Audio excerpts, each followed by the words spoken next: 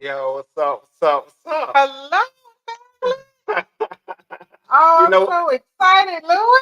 you know where you at? I am at Ain't No Days Off, baby. Ain't Oh no no, the days off. studio. What's going? Yes, this is such an honor. Yeah, you remember though we was sitting around. I remember I was sitting around talking about. I was like, gosh, I wish I had the studio so bad. And look at God. Yeah, Look at look God. at it. I was like, gosh, I wish I had a studio, a podcast, so I could reach the people and talk and laugh and cry and be funny and just do whatever I wanted to do.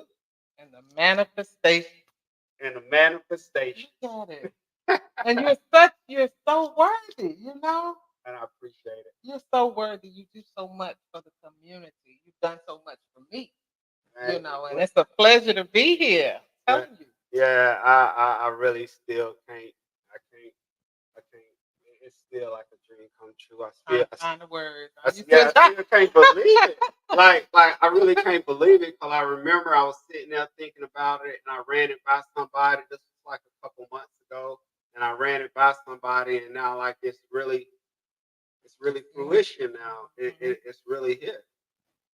Well, I'm honored to be here with you in the studio. Well, I'm honored to have you. You see, I Thank lit you. incense and it got water You and so did, you forth. did. Yeah, you see, The red carpet, all right. yeah, you know how I roll out. That's how you roll. You know how I roll. Yes. No, it ain't regular. You know we ain't regular. We ain't regular. We do nothing regular. Yeah, we don't We do nothing can't do regular. it regular. We can't do it regular. We gotta do it the way it's supposed to be done. Yeah. So what's your name and where you from? I am Serenity, and I reside here in the Myrtle Beach area, but I'm originally from Brooklyn. BK. BK all the way. BK. BK in the house. The borough. Yeah. Yes, I'm originally from Brooklyn, New York, but I love this area. I love the ocean. Yeah. So it's something about the ocean that is so peaceful and serene to me. You know, And you like that? I'm a South Carolinian now. Okay, well we like that. Yeah, Yeah. and I'm from Charlotte, originally from Charlotte, North Okay, Carolina. I know Yeah, I've something been up about the here almost Queen 8 City. years though. You know something about I what you know know something about the about Queen City? I spent some time in Winston Salem. Now, what you know about the Trey Folk? Trey What you know Falls. about the Trey?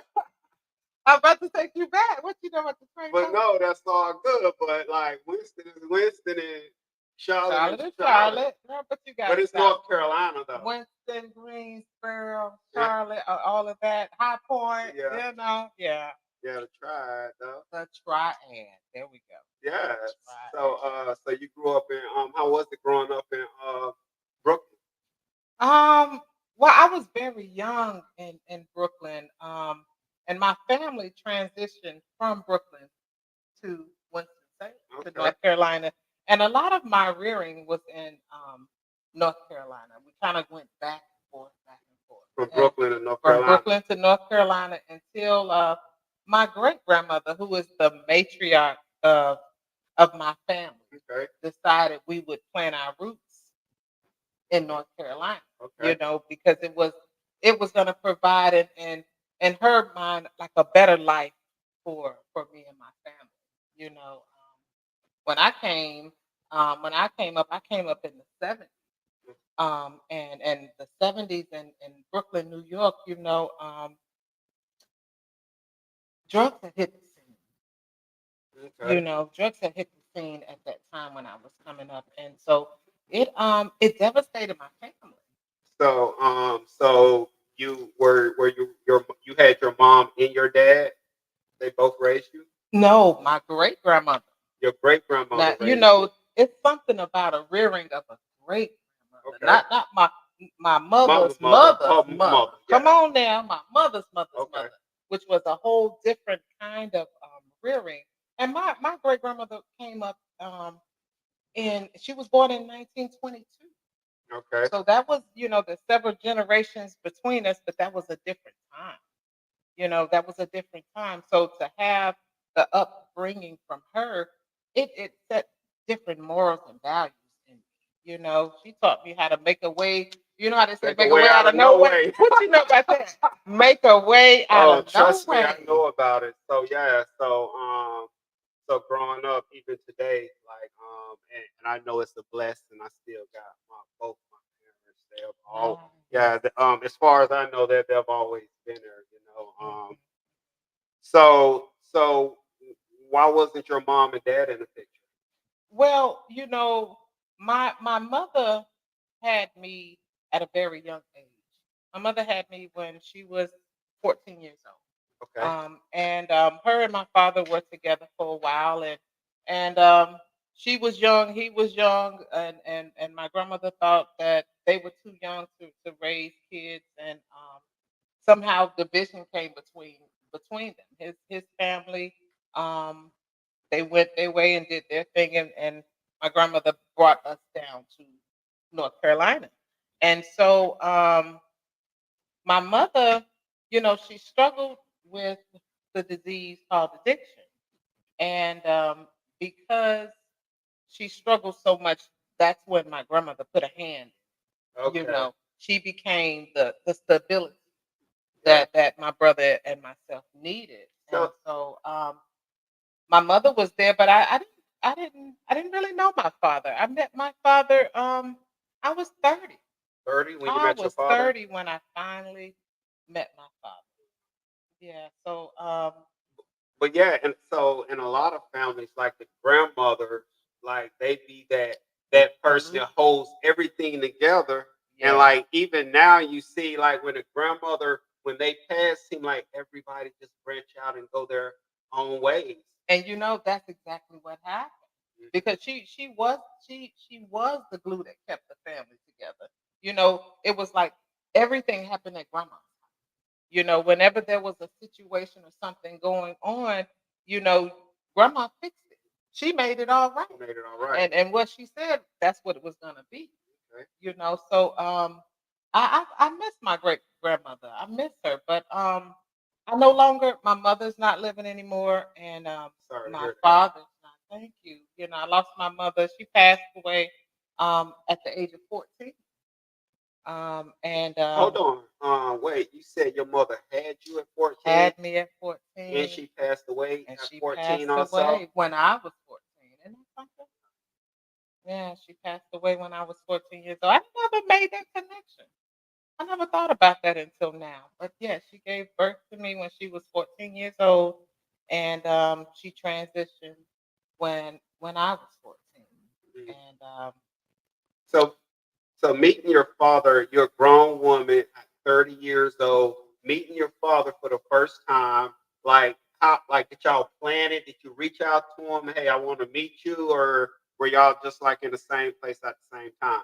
well, when I realized he was still living in Brooklyn, New York, some of his family had come to the South, but he was still there. I reached out to him, and it was kind of a weird thing. It was kind of weird. I really didn't know what to say. He didn't know what to say, and that conversation just kind of went non-existent. When I first physically met him, it was during the time my aunt had passed, and the family had came back to Brooklyn to to funeralize it for her homegoing. And ironically, my father was sitting across the room from me, and I didn't even know who he was. I was wondering. I kept asking my brother, "Why is this man looking at me? Why does he keep staring at me?" Because obviously he knew who I was. I had no idea who he was. So you first met your father at a funeral. At a funeral at my aunt. Yeah. Yeah, funeral. And it wasn't a pleasant time, so I really wasn't that open, to a lot of conversation. But that was the first time I had met him. All right. So growing up, I mean, you ain't got no mother, you ain't got no father. How many of y'all was it? Just myself and my brother, and we're a year apart, and so it was very different. It was different, but um, you know, from as far back as I can remember, my mother, due to the disease, she was in and out, in and out. But like we talk about that grandma was always Yeah.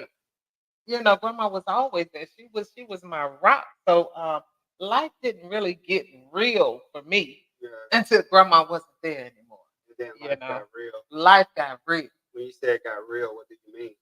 Um, I mean, grandma was my go-to, my security blanket, my fix it for me, and as long as she was on this side of the earth, I felt secure. I knew that everything was gonna be all right because she had a way of doing that, and it was something about knowing she was no longer on this side. I felt alone. Yeah. You know, So you ain't got no mother, my mother, you ain't got no father, father, and your grandmother's gone. my grandmother was gone, and then I lost my great grandmother because I'm fourth generation. Fourth generation. Fourth generation. And how did you handle that? Um, I I I I latched on to the things that were instilled in me. Okay. When I talk about being raised by your grandmother is a different kind of upbringing. Well, she taught me how to be self-sufficient, independent, how to survive. One of those, use what you have, make the best of Yeah. what you have. And so when I no longer had her, I knew that it was up to me. It was one of those sink or swim moments. Now I had the opportunity to utilize everything that was taught. Did you sink or swim? I swam. You I swim. swam like nobody's business. And you You went know, on. and I kept moving. Did you finish school? I finished school. I graduated high school. Kids? I have two children, a daughter and a son, and Did, I did, had them in my early 20s. okay. Did you get married? I married very young. You did. I married young. Um, that was something my grandmother. When grandma tell you something, Yeah. listen to your grandma. She said, "Don't She do know it." what she's talking She said, about. "Don't do it." She said, "Baby, don't do it." I said, "Oh, grandma, look, Yeah. You, look," and she looked. She said, "No, no, no, no, no." yeah. My mama used to tell me stuff, and I used to think like she was just mad at me or just that. She used to tell me not to do stuff. I do it, and every single time she was right. Wasn't Every she? single time she was right. But then I couldn't go to her and tell her she was right. I was just like, "Ugh." It just made me, yeah. Me But she too. was right. Me too. She was The right. more she said don't do it, the more it was something in me that wanted to do it. And I think I just wanted to prove Yeah. that one time she could be wrong, but She, she was right. she said, "Ain't your friends. She You said just don't don't do know. Yeah, it. they is." She said don't do it. And there was a 11-year difference between he and I age. Okay. And that's a factor that she looked at that I did. I was 18 Okay. dating a 29-year-old. And where is he today? He's still on this side. He resides in Florida. He Okay. resides in Florida, Okay. and so we're cordial. We're cordial. But grandma said don't do it. And I don't regret that. I gotta tell you, like, I cannot think of many things in my life and people that I've encountered that I haven't learned from. Grandma told me people come into your life for a reason, a season, a lesson, and a blessing. And so Grandma was right. grandma knew some things. Grandma was Grandma right. knew some things, and so that was a lesson right there. But out of that lesson came a blessing of two beautiful children. I Wow. have a daughter and a son. That's awesome. Yeah, Yeah, I those got are a my daughter. She heartbeats. just turned 24, and I got a grandson. You don't look old enough to have a 24-year-old. I know that's them jeans. That's them jeans. If you may say so yourself, huh? Yeah, I got some good jeans now. I ain't gonna Okay, lie. all right, they strong. Yeah, You are handsome now. You're handsome, Lou. appreciate it. Yeah. Thank you. So, was there any trouble? Like you told me, was there any trouble along the way? In the marriage? In life. Oh, well, yes, yes. You know, um, life started out with me, honestly, Turbo. Yeah, As I said, I see it. a 14-year-old mother, giving birth to me, and um, in the midst of her addiction. So I was born addicted. So life began before I knew it to be. You know, and throughout life, I mean, I come from a pathology of addicts. Mhm. You know, generations. It ran deep, and so they did the best they could with what they had, And and that's the they thing. gave me their very best. It, And the blessing is now I understand that. yeah. Growing up, I didn't. And that's the thing I can say about my mom and my father. Like if they, I mean, being an adult, we Right, know like everybody struggle, right. That's but right. if they were struggling, Mhm. I didn't feel it. I didn't Exactly. feel it. Like I Exactly. didn't feel my mom. If they were, which I know that everybody struggle at times. Mhm. And I know this because my mom and my dad they always work. Right. So Right. like it wasn't like this whole big old lottery thing and we felt no, that wasn't it. They Mhm. always worked, got up, went to work like every day and Mhm. all that. So being an adult now, I know they struggle, but I never felt it. Never Like I felt it. opened the refrigerator, there was food, like there was lunch money. Like I never felt it. Mhm.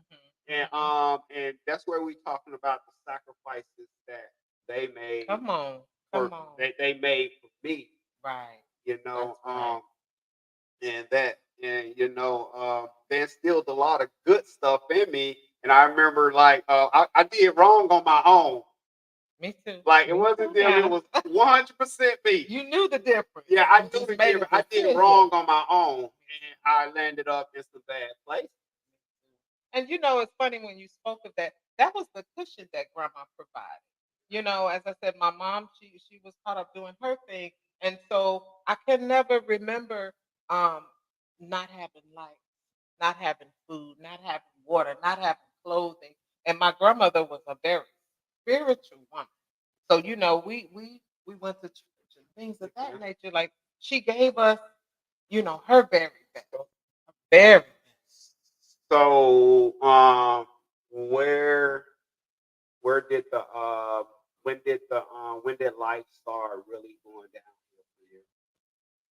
You know, life it You took a told me at the turn beginning. at 14. Yeah. It you know, I came out and it was turbulent, but at 14, with my mother losing my mother, it was a here today, gone tomorrow Hmm. situation. You know, she was incarcerated when she passed away. And I saw her one day and the next day I didn't. And for me, life got real because that was the first time I had experienced loss and such a deep loss, you know. And my family, we were one on ones. Like we talked about some things, but we really didn't talk about a lot of feelings. And We didn't either. that was a deep feeling. I didn't know what to do with it. Yeah. So we didn't talk about how we felt either in Mhm. our family. Like there was no like I don't remember any intimate, deep conversations or like where heart felt heart to heart. I don't remember that. Right, I right. remember like you bad, you got in trouble. Like I remember, yeah, I really don't remember that. It was either or, and what it did, it made it difficult for me to Yeah, identify yeah, feelings, you know, to name them. It made it difficult to name them. But that's when life got real for me. I knew then at that moment um, that I had to begin to use some of the things that grandmother had taught me. okay, You know, I was one of those motherless children yeah, at that point. And my grandmother became mom, mhm, you know, and I leaned on her for a lot of um, support, which she gave me. But, you know, my grandmother, she came up during a time when things were very different. They were different to the type of difference I read about in books. yeah, You know, my grandmother, you know, picked that cotton. How about that? My grandmother was one of the ones that climbed tobacco. I don't know anything about that life. So, you know, she didn't have a lot of emotions. All she knew to like, you get it, make it happen.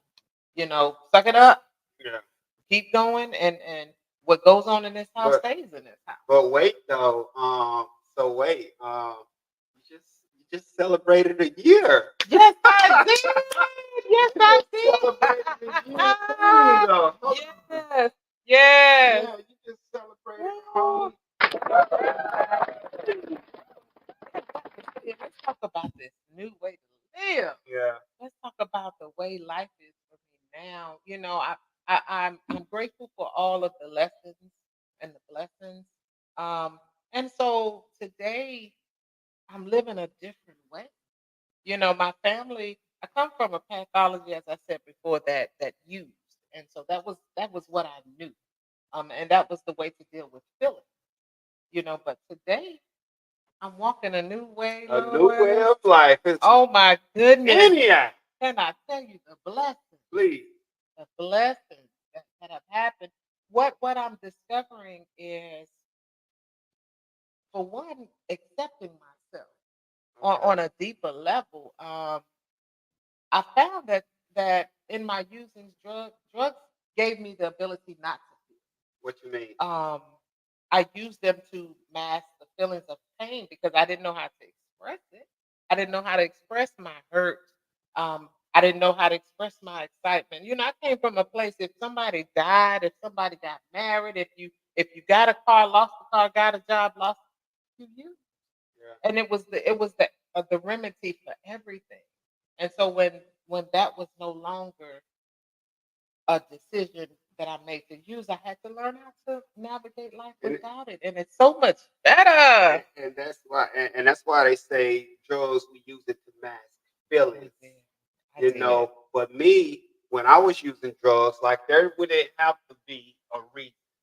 Just the sun coming up, Well, that just was it. it being a beautiful day, a bad day, good day, rainy day, sunny day, Right. terrible day, great day. Like Mm. I use drugs. Like I used on all like I really didn't need a reason. But when I got in recovery Come on. and I started working on myself, I Yeah. realized there was some things that happened along the way that I was trying to mask. Mhm.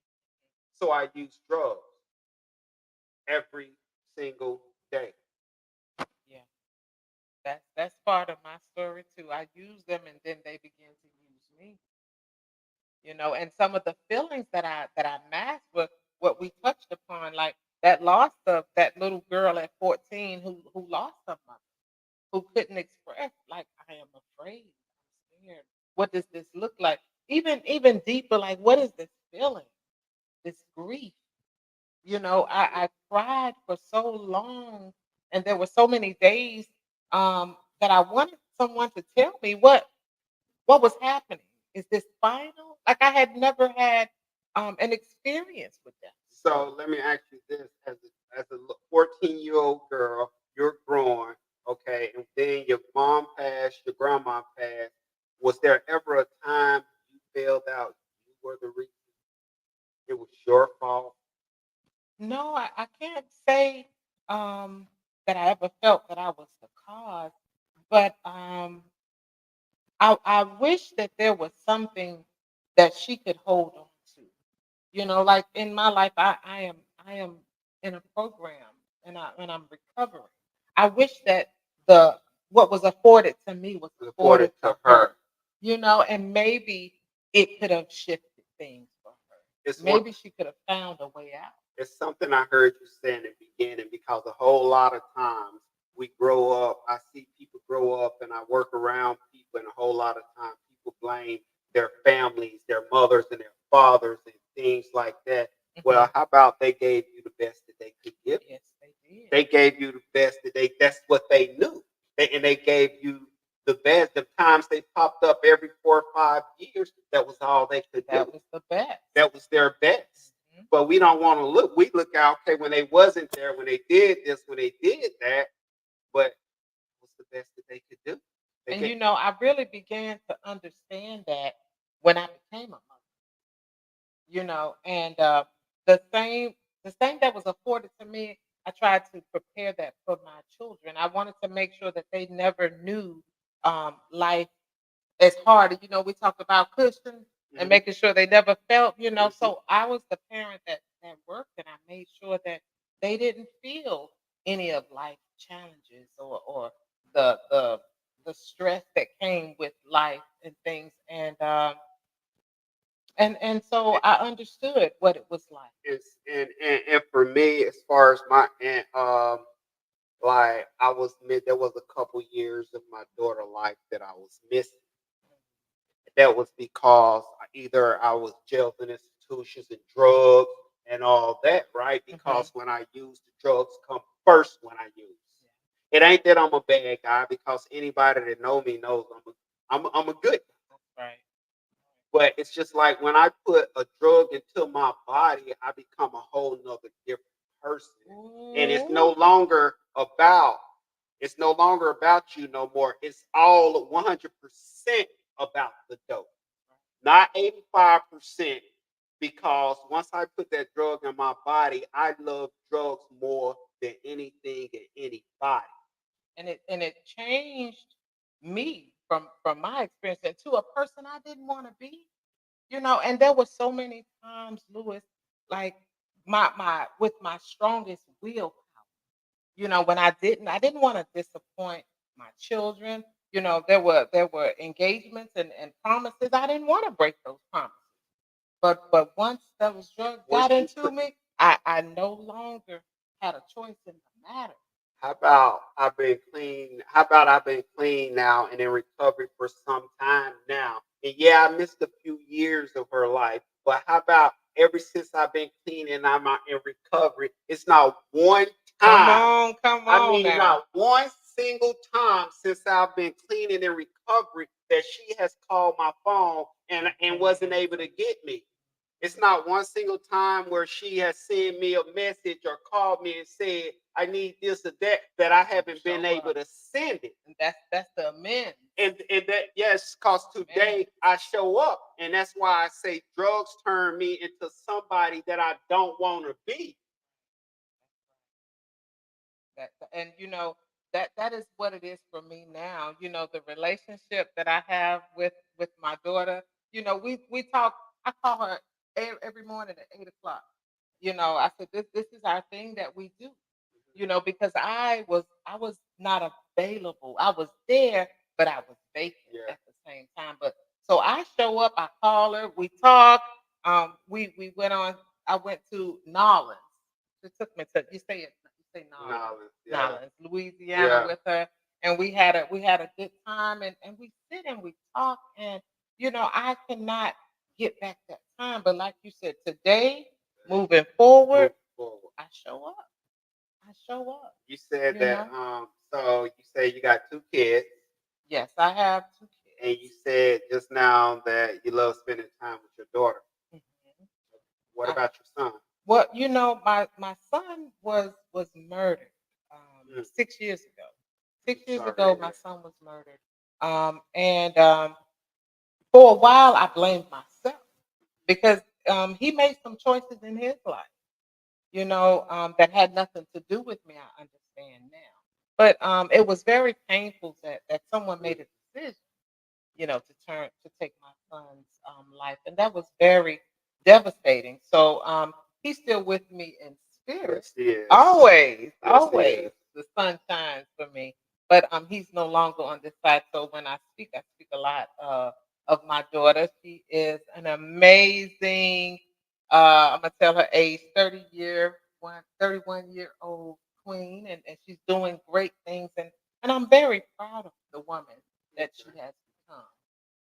But again, I lost my son like 6 years ago, and that was a downfall for me.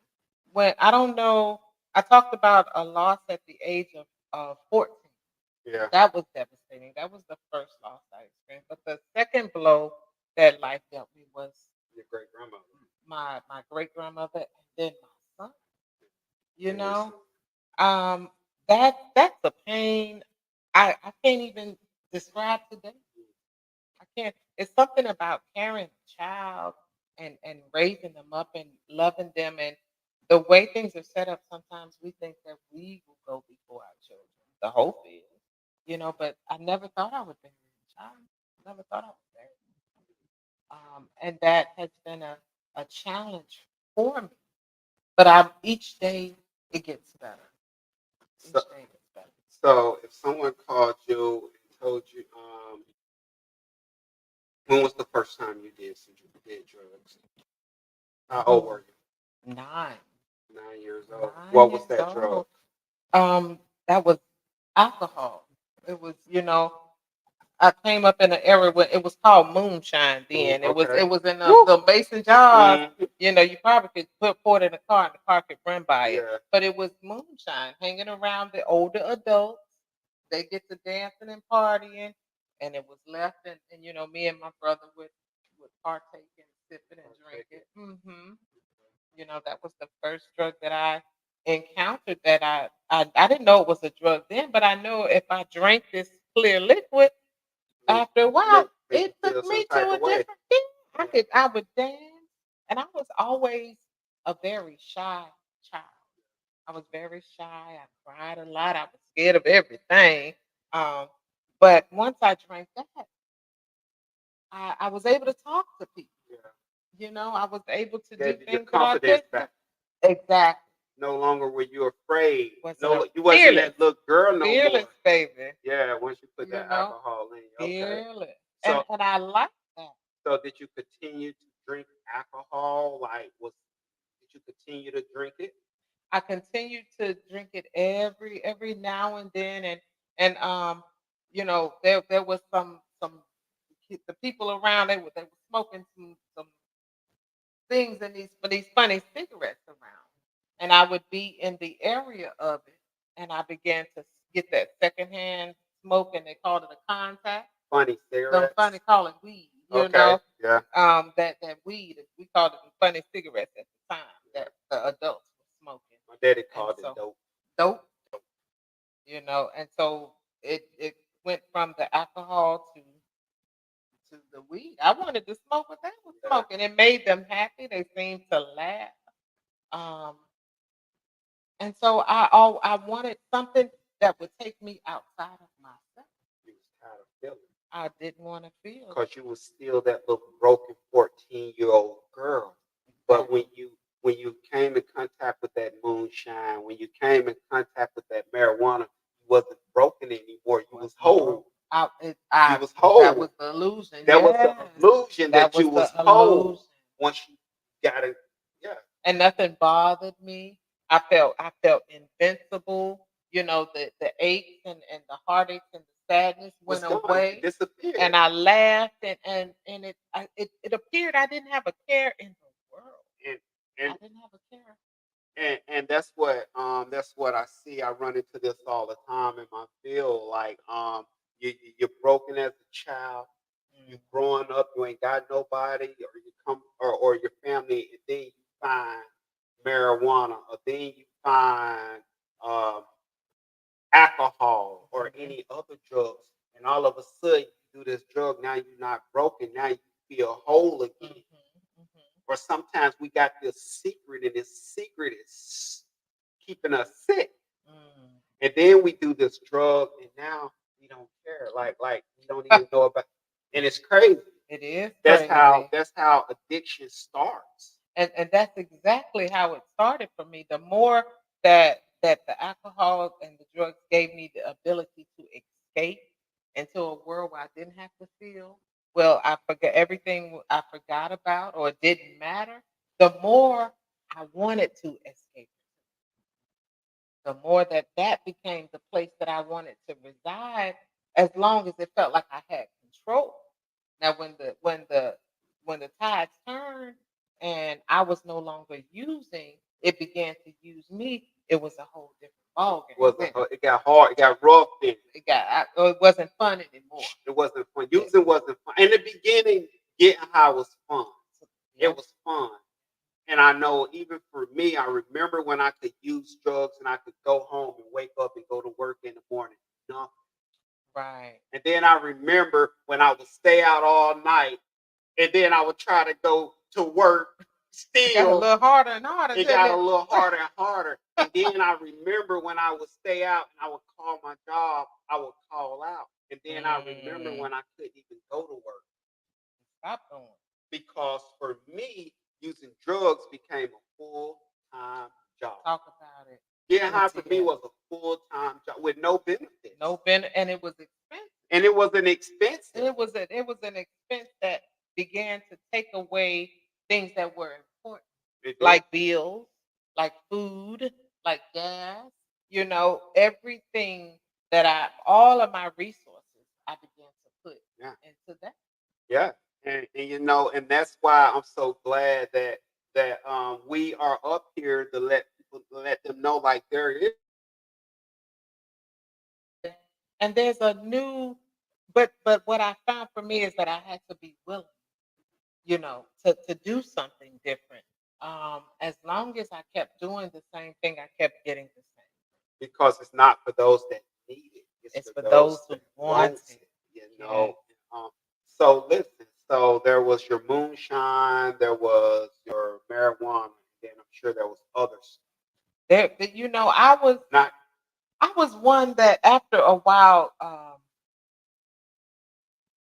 I searched for anything that would take me outside of myself. Anything that would give me the ability to escape, because the more that life showed up, I found that I just didn't, at that point I lacked the ability to even deal with life. I didn't even know how to deal with life. So anything became good enough for me. Until I realized how unmanageable the drugs had made my life. Not facing life on terms had made my life. Like my grandmother told me, whatever you don't deal with, at some point, it's gonna deal with you. So I remember we was having conversations one time, and you said that you've been in recovery before this. Yes, I've the program talks about jails, institutions, and death. And so I can't go. I can't do jail. I'm gonna tell you, Louis. I'm so glad that's not a part of my story because I'm scared. Okay. I'm just scared. Okay. But I have been in and out of different facilities. Sometimes because I was so depressed. Okay. I had the years of losing my son, losing my mother, losing people, and these emotions that I never dealt with. Eventually began to cause me to be depressed. And so that was one time, like let me go and try to let help me. And so there was a medical stabilization that happened, but I didn't deal with the addiction. you know. Um, so I had been in and out a few times, but most recently, I made a decision to go into a recovery community. Okay. And this was the evolving of my new way to live. You know, So what made you this particular time right here? Because when did you celebrate your year? Was it yesterday? it was September the 17th. September the 17th. She celebrated one full year. Wow. A whole year clean. That's awesome. It is. I remember when I got my first year, and it's real because I used for a lot of years. So for an addict like us to get one day, it's a miracle because we use every single day. And like it ain't easy. It's a struggle. It's a struggle to. It gets easier though. It gets easier, but like early in recovery, like it's a struggle. There was many times where I wanted to go and get me some dope. Many times I wanted to go and get me some dope. Well, me too, but I began to utilize that special society that we're a part of. And there were people who had walked the walk, and they had been successful. And so those were the ones that I would call, and I would talk about my struggles. I would talk about how I felt, and the fact that I had a desire to stay clean. And they helped me, because this time you asked me what was different about this time. This time there was a willingness, in my soul. I no longer wanted to live the life that I had been living. Tell me about your last 2 weeks of drug use? Um, you talk about the horrors. Um, actually, it was really one solid week that was enough for me. Tell me about it. I realized that I had become a prisoner not only in my own home, but in my own mind. It's something about being a prisoner in your own mind when you can't go outside, you can't talk on the phone, you just I stayed in a place of fear all the time. And I realized that I was in this vicious cycle. I got up, I used all day long. I found ways and means to get more. Like we do. And I wasn't even, I didn't lay down and go to sleep. I passed out. And then I would come to and it was the same thing. Over and Over over and and over. over. And I woke up and I said, I no longer want to live like this. It was a prayer. I would, in a lot of times they say, if we don't remember, we're doomed to We're repeat. doomed to And a forget. lot of times, right, Do because it I did a again. lot of things I'm not happy about, but that's part of my story. I'm not scared of them either. And I remember like picking up cigarettes off the ground that had been ran over or it had done rain and they done dry, so all the nicotine was gone. And I remember like sleeping in abandoned buildings, and, and I don't ever want to live like that. And everybody's story is different. Some of us have hit lows that others haven't experienced. And they told me I yet, have, you know, they told me there was a yet I on have. it. But from the person and the values and the morals that my grandmother had instilled, and the person that I had become were two different people. When you get to a point that you don't recognize yourself anymore, and that's what it was. I didn't understand um, what had happened. And why I couldn't get it together. Yeah. Why I couldn't get it together and keep it together. How about that? Yeah, and I remember I was in active addiction. I was hard. I was probably like 108 pounds. I'm talking about like you could see addiction all over me. Like I was done. And I remember there was times where I went to jail.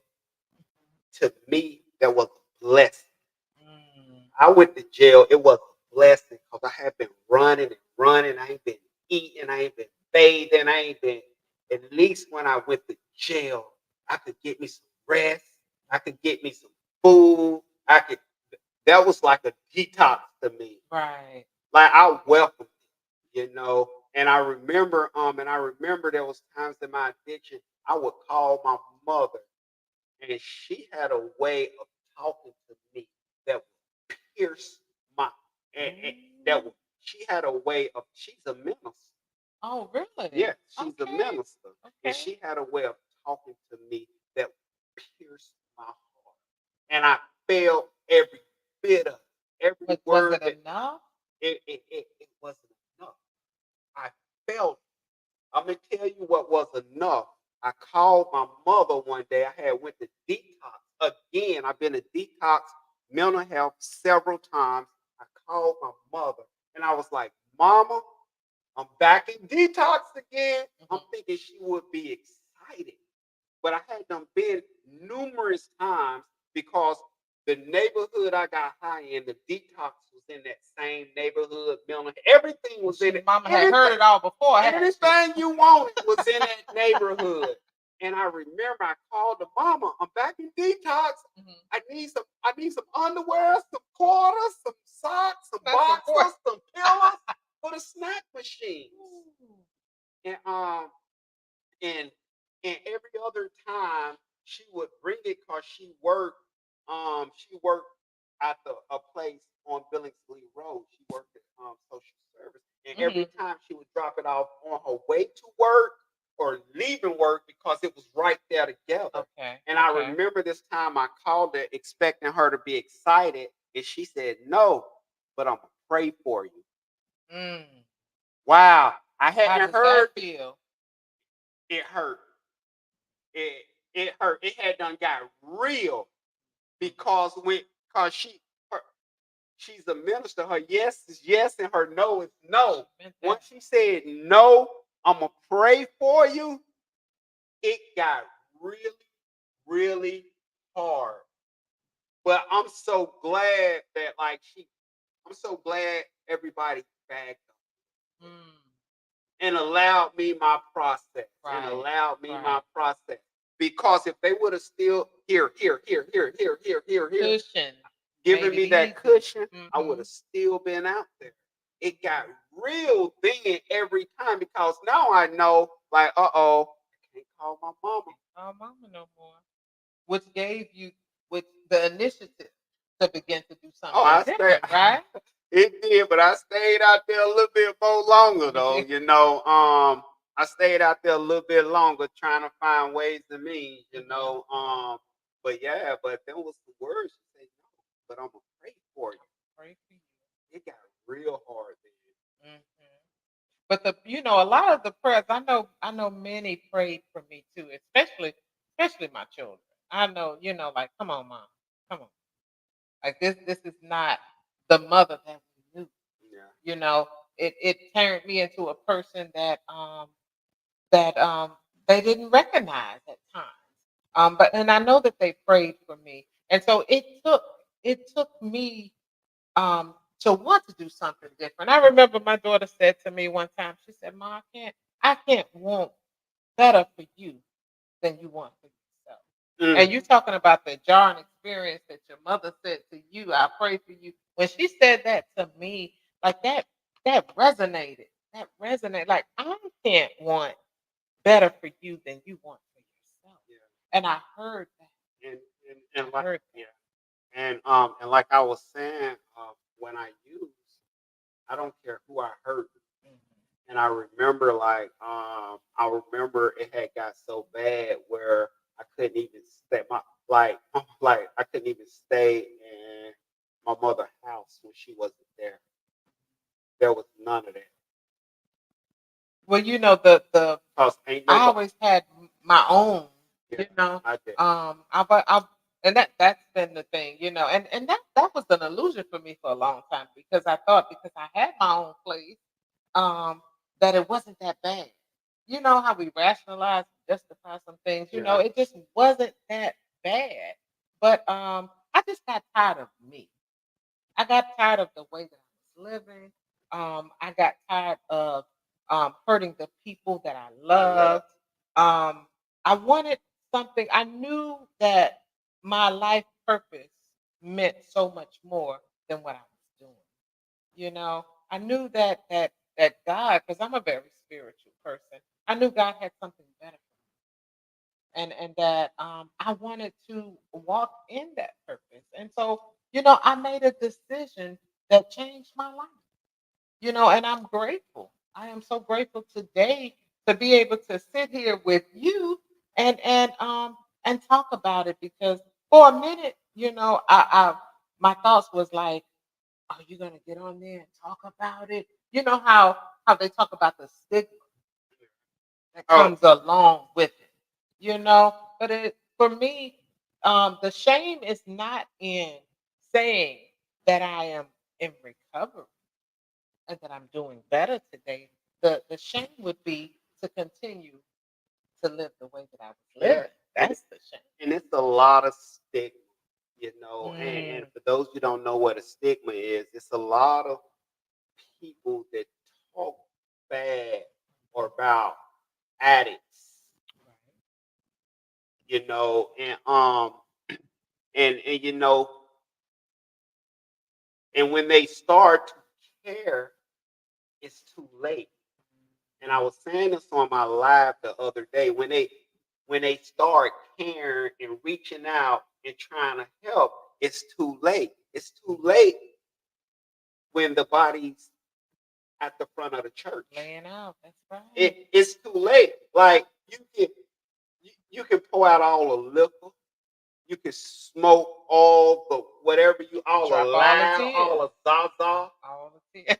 Not the You can that not you the want to, but it's too late. It is. And and we talking about you can love someone to death. Like if I love you and I see you not doing something that could hurt you or some, I'm gonna come, yo, Serenity. Like, Yeah. why? I'm gonna What's come going talk on? to you. What's Come and going help on? me, brother. You know, Help me. because That's when right. I get that call or when I get on Facebook or social media and I see RIP, it's too late. I don't want to be that. Nothing you can Gosh, I do. knew it. Why didn't I reach out Try to help. and But try you to know, help? people, I want people to understand that that addiction, it's a disease. You know, I've seen many people, and it was asked to me, why don't you just stop?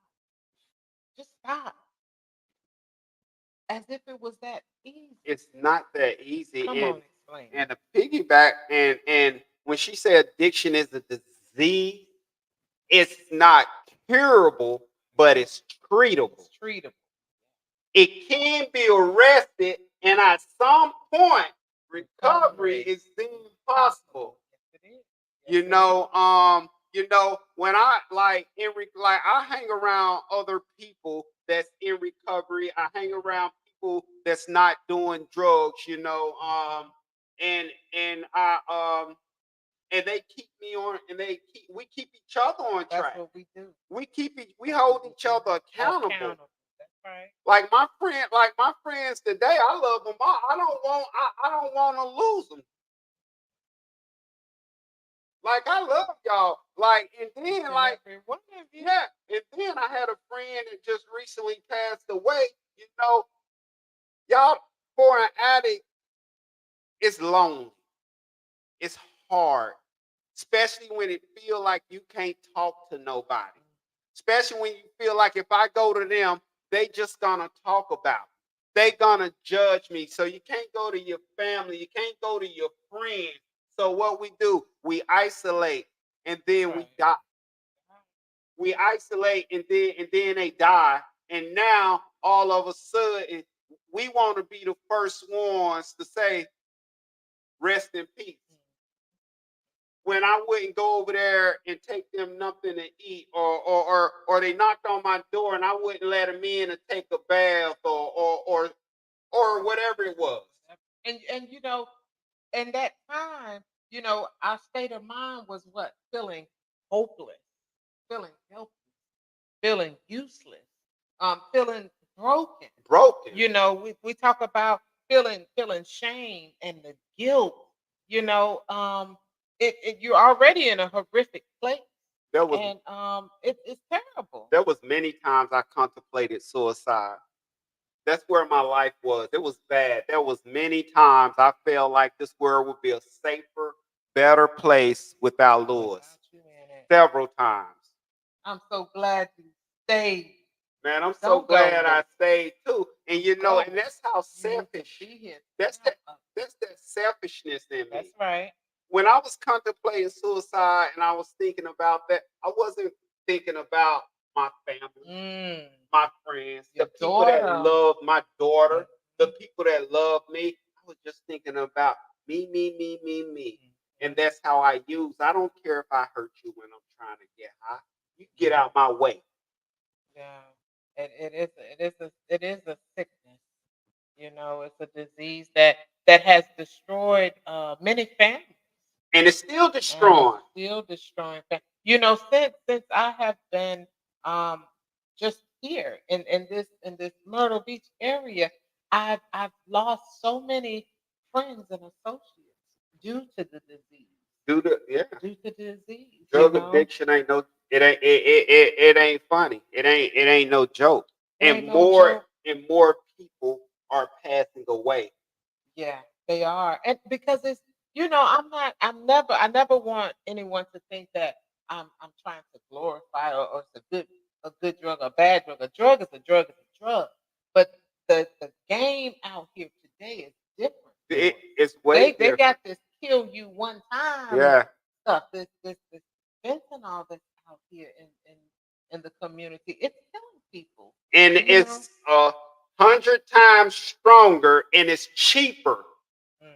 And that's why they're getting it and selling it, because Come on. it's 100 times stronger and it's cheaper. And that's why people are dying and passing away. They're dying. They And giving it's it to sad.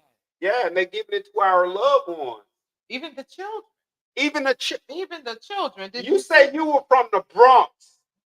It's this Brooklyn? Brooklyn. Mhm. It's this daycare. I was just reading about it. This daycare, 4 kids, babies overdose. 1 year old they couldn't survive. 1 year old they 1 year old they couldn't revive out of daycare. What? Out of daycare. Oh, got a hold of something.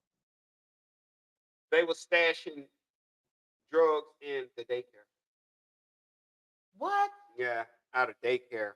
Yeah, it's so sad, man. It's on the playgrounds, man. It's on the playgrounds. It's in the schools. It's in the neighborhood. It's in Everywhere. churches. It's in stores. Yo, it's everywhere. Like the disease of addiction don't got a face. It don't discriminate. It don't Nope. care if you black, white, Hispanic, Brazil. Like it don't care. Rich or poor, honey. Rich or poor, it don't care if you're from Park Place or the Park Bench. Like it don't discriminate. It don't care how much money you got, who your mama was, who your family is. Like this disease of addiction, it does not discriminate.